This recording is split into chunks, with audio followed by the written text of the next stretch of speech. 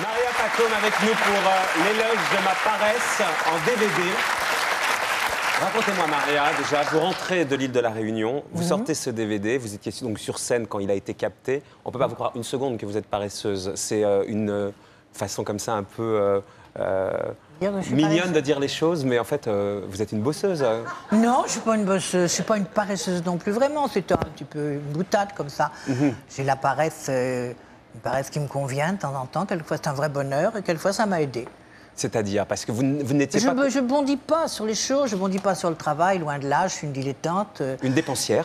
Oui, j'adore la vie, donc je trouve que me consacrer uniquement au théâtre ou au cinéma, ça ne me plaît pas du tout. J'aime, bien sûr, quand je le fais, mais si je peux m'en échapper, c'est formidable, parce qu'il y a tellement de choses à voir d'autres. Mais qu'est-ce que vous faisiez, par exemple, sur l'île de la Réunion avec le chikungunya? On n'a pas été bien terrible. Enfin, si c'était toujours pour les autres qui trinquent, c'est ceux... Mais nous, on était très protégés, hôtel de luxe... Il n'y avait pas de danger que... Puis vous voyez, un moustique m'attaquer, c'est un kamikaze. Vous me disiez l'autre fois, j'ai eu la chance de vous voir dans la semaine, et vous me disiez, j'y étais là-bas, une partie pour le fric, hein, et puis une partie aussi parce qu'il fallait bien que je retravaille, parce que j'ai une vraie chute. Oui, vous êtes tombé et vous avez eu peur de jamais pouvoir repartir, quoi. Oui, c'était un peu difficile, quoi. Il fallait faire de la rééducation, donc je dis, bon, bah... Alors on m'a poussé un peu à travailler. Il faut que tu travailles, ça te fera du bien. Effectivement, c'était agréable, en plus avec des gens très sympas, donc c'était très bien. Que vous connaissiez à peine, hein, parce que la télé, c'est pas votre truc. Corinne Touzé... C'est pas mon truc, non. Corinne Touzé, vous saviez oui, à peine... elle est charmante. Vous l'avez découverte, Véronique Jeannot. Oui, Véronique Jeannot. Tout ça gentil, metteur en scène. Non, c'était très sympa, tout ça. Non, j'ai l'air d'un seul coup de... Non, je méprise pas du tout, loin de là. Ils sont bien, ils sont plus télé que moi, parce que j'en fais très peu. Ce rapport à l'argent, Maria, vous claquez tout l'argent que vous gagnez? Tout. Il y avait un metteur en scène que vous avez connu, qui s'appelait Pierre Charon, et qui a été mon metteur en scène à un moment, Jacques Charon, j'ai une bêtise, Jacques Charon, et qui me disait, dépensez plus que vous ne gagnez. Alors j'ai suivi son conseil. Et vous claquez votre blé comment, Maria? En voiture? Oui, je n'ai pas ni bijoux ni quoi que ce soit, j'ai horreur des fourrés bijoux. J'aime les voitures, j'aime les belles voitures, c'est vraiment mon truc. C'est mon dada, comme vous C'est mon dada, oui, voilà. Vous êtes une flambeuse d'une certaine manière. Oui, mais j'ai quand même... attends, depuis que j'ai eu François Pierre, depuis un enfant, j'ai un petit côté fourmi. J'étais très cigale et maintenant, quand même, je pourrais très bien m'arrêter de travailler et puis je ne suis pas dans la misère, loin de là. Hein. Quel type de maman vous avez été, Maria? Pas une... J'allais dire pas une bonne mère, ce qui est absurde. J'adore François, j'adore mon fils, je crois qu'il me le rend bien, mais j'ai pas été ce qu'on appelle une... C'est pas mon rôle, la mère. C'est pas votre truc? Non, c'est pas mon truc. C'est indispensable. Je pensais qu'il était indispensable d'avoir un enfant, je les adore. Mais je ne suis pas... La mère, comme ça, je l'adore, je l'aime, je me suis beaucoup occupée de lui, on se voit beaucoup, mais je ne suis pas... Mais parce que vous aviez des parents qui ne savaient pas... Je ne sais pas comment exprimer ça, c'est un peu bête comme je le dis, c'est plus fin que ça, je ne peux pas y arriver. Vous n'êtes pas maternelle, c'est ça? Voilà, c'est ça, merci. Vous avez exactement, mais sauvé là. Mais c'est parce que... Je pataugeais. Est-ce que vous avez peur quand vous éteignez comme Mathilde Seigné dans le noir? Oui, j'ai peur dans le noir. Je suis comme Mathilde, on est nombreux à être comme Mathilde. Et est-ce que, comme Franck Dubosc, que vous souhaitez un enfant? Je ne dis pas que Mathilde ne soit pas originale, loin de là, elle est très originale. Mais vous, c'est encore pire, puisque vous dites, on me trouve drôle, mais j'ai mes plongeons comme tout le monde. Je ne sais pas si ma nature est très optimiste. Je suis un peu passéiste. D'ailleurs, j'ai horreur du printemps qui bouscule tout, de l'été sans âme, et j'adore l'automne. Oui. Vous avez comme ça un côté... j'ai lu que Serge Bourrier, dans le bonus du DVD, metteur en ordre, il est appelé compagnon metteur en ordre, affirme que contrairement aux apparences, vous êtes quelqu'un de très dépressive. Vos angoisses ressurgissent, particulièrement dans le cadre familial. C'est très excessif tout ça, voyez-vous. Ah bah, c'est très marcopogène. Non, c'est dans le DVD. C'est dans le DVD. En plus, il le dit très gentiment. Je le dis comme je l'ai entendu. Comme je l'avais entendu, mais vous n'avez pas entendu comme il fallait. Parce que c'est pas exactement ça, voyez-vous. Je ne suis pas une dépressive du tout. J'ai un tel amour de la vie que je ne peux pas être dépressive. J'ai des moments où je plonge. Et des moments où tout le monde, je plonge, je suis un peu cyclo. Ça, c'est vrai. Il y a des moments où je peux être très, très bien, et puis d'un seul coup, je plonge.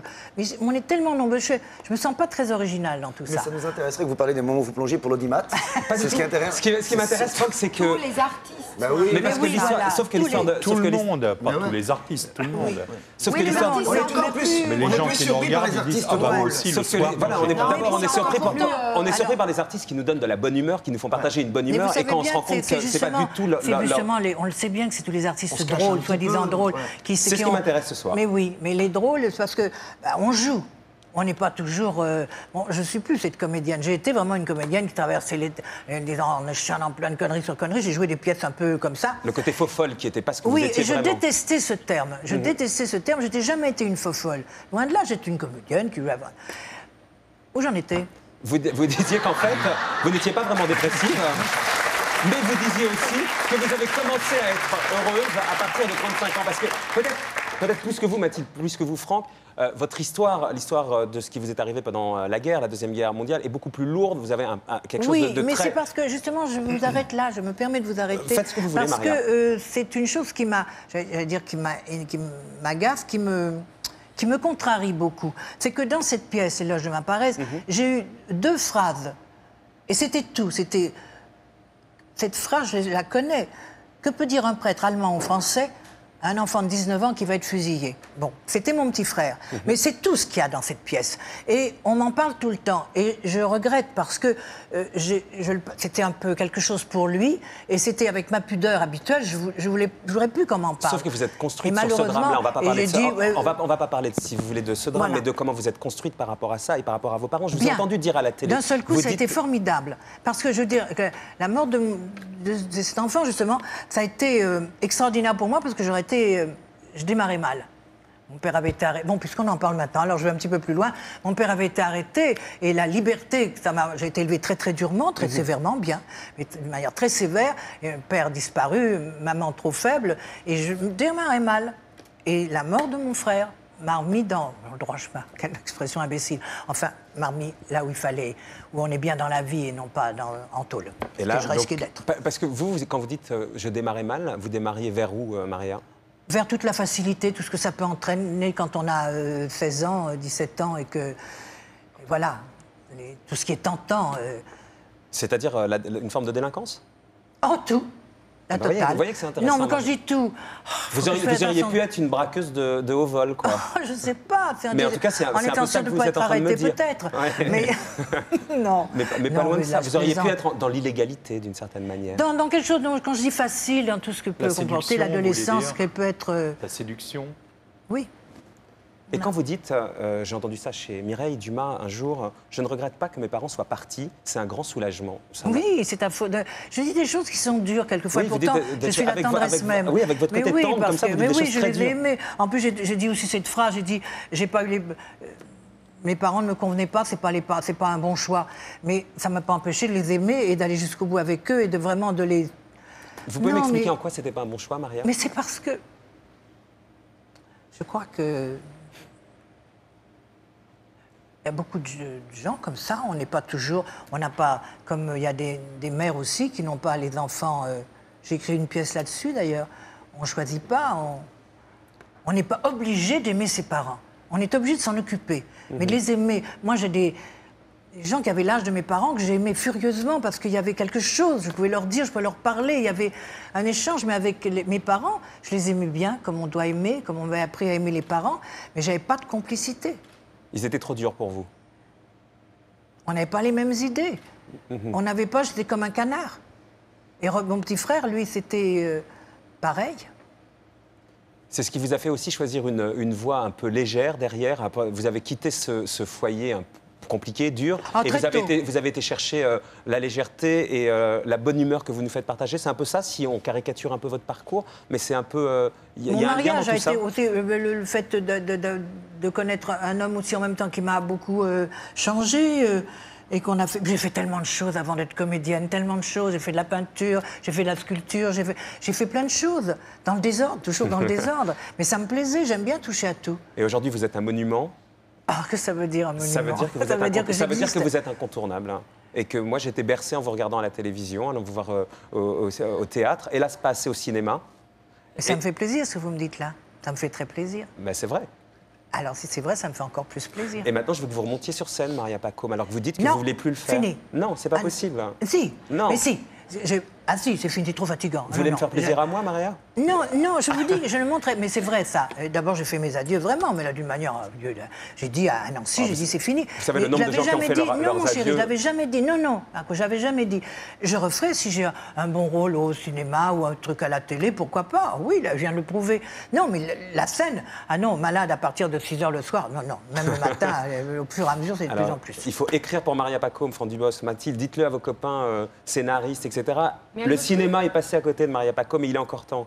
Oui, ça c'est... Non, elle le dit, parce qu'elle le dit elle-même. Elle dit, qu'est-ce que j'aurais aimé monter les marches de Cannes? Souvent, j'entends dire, c'est très impressionnant. Ça m'aurait pas...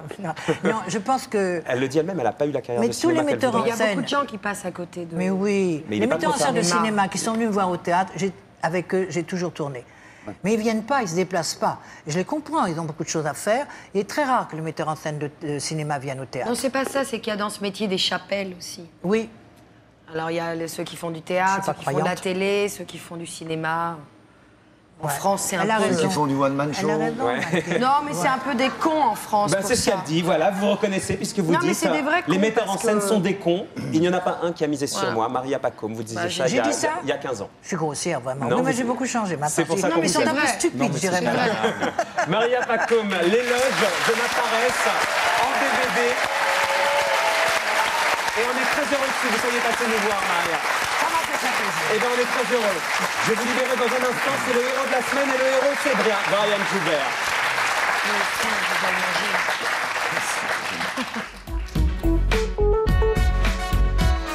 Franck, vous ne pensiez pas que c'était vous le héros encore, non? Le monument, c'était... Je vous dis, au début, quand vous avez dit le mot héros, j'ai cru. Et puis de la semaine, je dis non, quand même pas, je m'arrête pas là. Excusez-moi. Le héros de la semaine, c'est Brian, qui dans son livre raconte son parcours de la première fois où il a chaussé ses patins à l'âge de 4 ans jusqu'à aujourd'hui. Vous allez voir, il est très calme depuis tout à l'heure, mais qu'il a un caractère bien trempé.